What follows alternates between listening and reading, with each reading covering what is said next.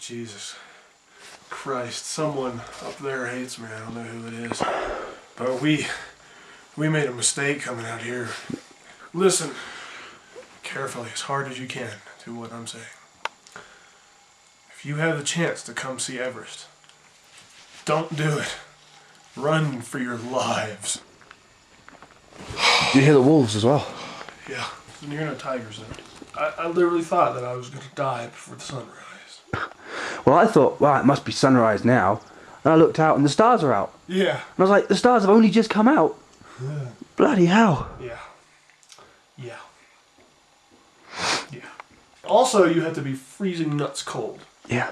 Yeah, we got all these blankets. I got 1, 2, 3, 4. There's just, oh my God, there's no way out. The high altitude had made sleeping virtually impossible, but the mountain had one more surprise for us. Yeah, we cannot drive.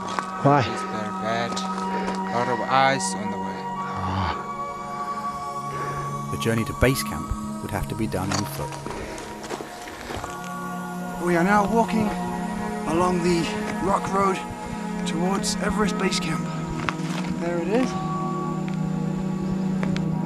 It's hard going because the altitude is so high, but it's very, very cool. I'm very happy to be here.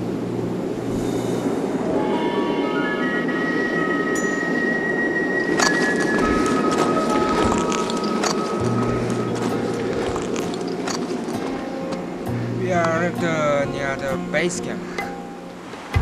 Known in Tibetan as Chomolungma, meaning the goddess mother, Everest is spectacular. The mighty Kumbha icefall and the soaring 29,000-foot peak dominate the skyline. Although simply walking at this altitude is tiring, the stunning views of the mountain up close make the trek to base camp unforgettable.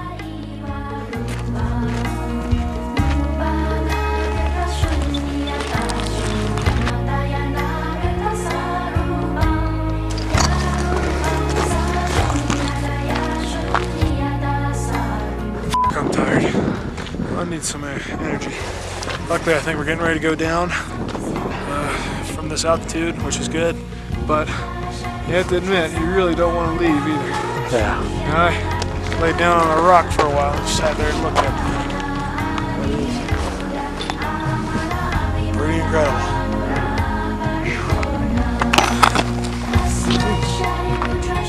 One of the hardest places in the world to get to was also one of the hardest places to leave. But we still had a long journey ahead.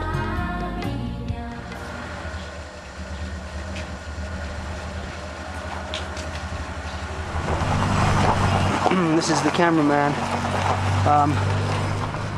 putting his views on the matter. He doesn't want to leave because he's at the coolest place in the world. Oh well.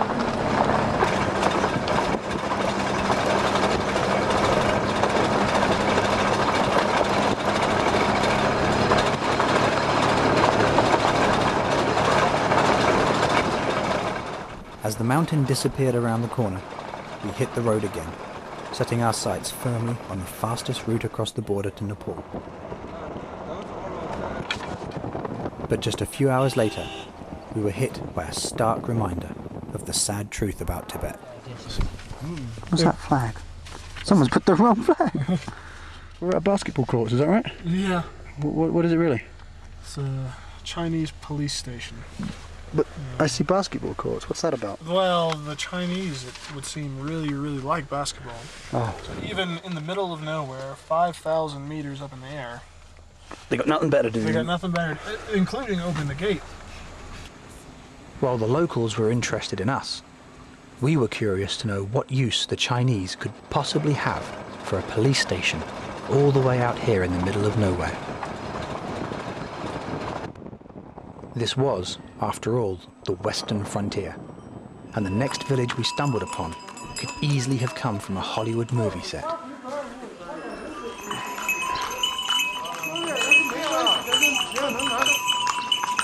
Little has changed out here in centuries. Donkeys are still used for transport, and trips to neighbouring villages can take days. Despite the thousands of tourists who come through the region, the locals deal with the harsh conditions very much the same as they always have.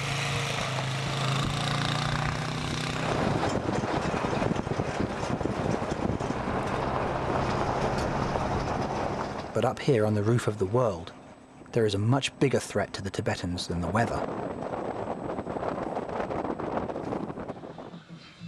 All over Tibet, towns like this have seen an influx of Han Chinese. The government has encouraged them in with tax concessions, bonuses and allowances, and official wages for the Chinese in Tibet are some of the highest in the country. A tourist trade is appearing, and Chinese propaganda now adorns many of the walls, but the Tibetans themselves see very little benefit from the growth. As Mandarin is required for most jobs, many Tibetans are left out, and it is quite normal for families to scrape by on as little as 2,000 yuan, that's around £180 each year. With the government now also trying to stop the Tibetan language from being used in schools, it seems that sadly, the children of Tibet will be forced to adapt to the Chinese way of life in order to survive. Turning back onto the Friendship Highway, we would soon begin our descent to more comfortable altitudes. But the road, tracing a line parallel to the mountains, would still have to lead us up and over one final pass. This middle one? Chomo. Look like the Mountain Everest, right? Yeah. Chomo we call it. More than 7,000 meters. The mountain Shishaguang it has 8,012 meters high. 2012. Yeah. So we are almost at this pass stop. We call the Tong-la Pass. The magnificent Tong-la Pass offers unrivaled views of the Himalayas up close, with the mountains stretching off into the distance for as far as the eye can see. But as soon as we stepped out of the Land Rover, we found it virtually impossible to make ourselves heard above the sound of the furious wind.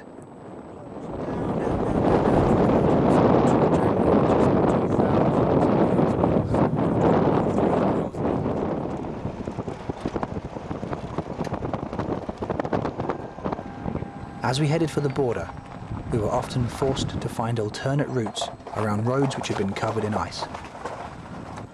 Negotiating them in the daytime was difficult, but at night time, it was virtually impossible.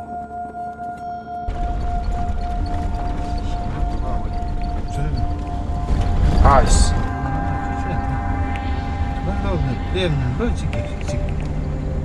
That translates to everything's cool.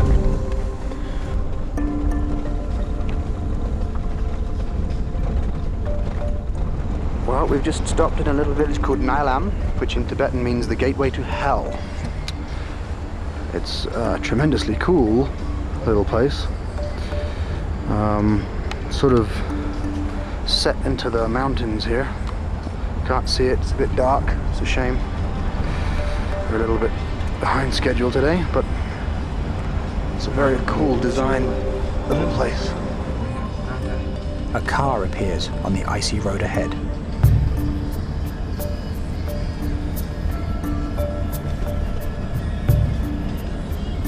With the ice inches thick and a drop of around 1,000 feet to the right, the driver needs to use all his skill to ease delicately past the oncoming vehicle.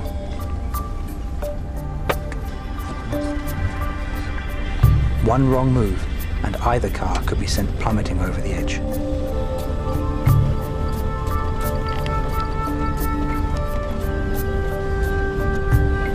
Soon, the treacherous ice turns to water, and around us, the barren rocks are replaced by trees. The road drops like a stone here and leads us finally to the sleepy but suspicious border town of Jiangmu.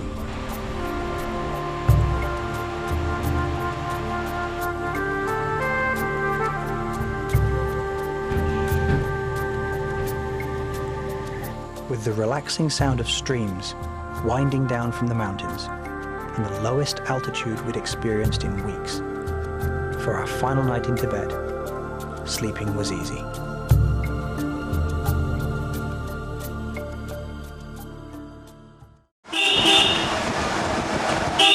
The final stage of our journey through Tibet began with a never-ending sequence of hairpin bends.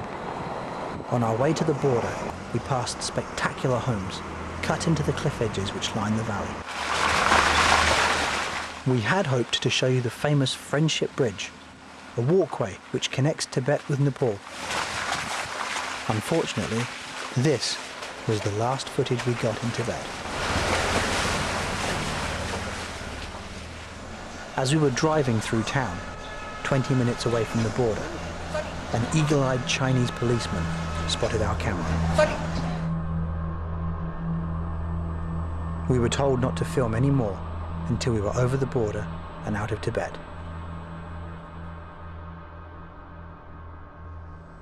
However, we did manage to get these photographs of the area surrounding the border, on the Nepal side, the Tibet side, and the Friendship Bridge itself. We are right now just across the border between China, well, Tibet and Nepal. So we're in the Nepali town of Kadari, and we're just standing here waiting to get swindled on a price for a car from here to Kathmandu, which is about 4 hours. Our money so far is held up its inspection, which is good at the visa place. I got my Nepali visa and everything, so I'm now in Nepal. Okay. F you, China. Well done. Thank you. Although we'd made it safely through the mountains and out of Tibet, we had still only seen a fraction of the vast land. But as our permits had run out, we now had a new journey ahead of us. With no drivers and no guides, we would continue on into Nepal alone.